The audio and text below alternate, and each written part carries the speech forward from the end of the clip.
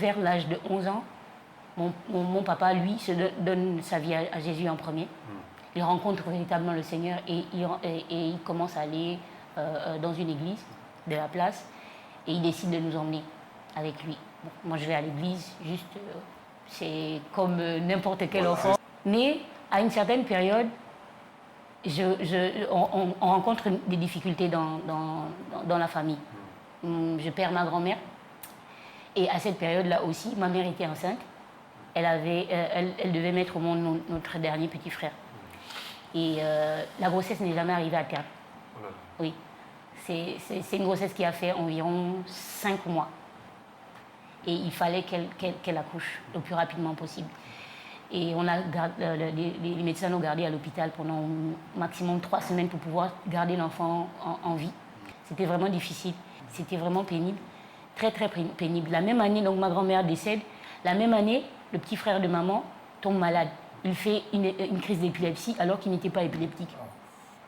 Il fait une crise d'épilepsie et il rentre dans le coma pendant 3 jours. Oh là là.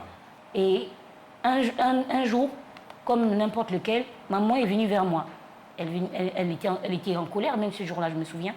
Et elle m'a dit, mais toi, il paraît que tu es chrétienne. Il paraît que tu es chrétienne, mais pourquoi tu ne pries pas pour que tout ça s'arrête? Oula. Elle l'a juste dit comme ça. Et je sais que c'était sous l'effet de la colère parce qu'elle n'arrivait plus. Elle était dépassée par les événements. Et je vous rappelle, j'avais que 12 ans à cette époque-là. 12 ans. Et je suis rentrée dans sa chambre à elle. Elle avait une petite pièce où elle gardait ses affaires. On appelait ça la cambuse. Elle gardait ses affaires. Je suis rentrée dans cette pièce-là. Je me suis enfermée là-bas et j'ai commencé à prier. J'ai dit, Seigneur, c'était la première fois que je priais comme ça, en fait. Mais cette fois, j'ai eu une conversation consciente, je vais dire ça comme ça. C'était une conversation consciente avec le Seigneur. Je lui reprochais des choses. Je lui demandais, mais pourquoi ça arrive? Pourquoi ceci? Il paraît que tu existes. Et si tu existes vraiment, il faut que tu résolves cette situation-là parce que tout va très mal.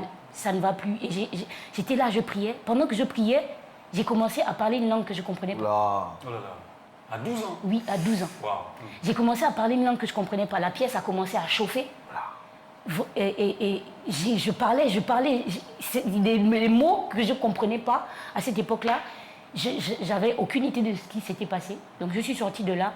Et les semaines qui ont suivi, les mois qui ont suivi, les choses ont commencé à s'arranger. Mon oncle est sorti du coma et tout. Et les choses ont commencé à s'arranger. Mon petit frère est en vie. Aujourd'hui, c'est un grand garçon. Mon petit frère est en vie. Les choses se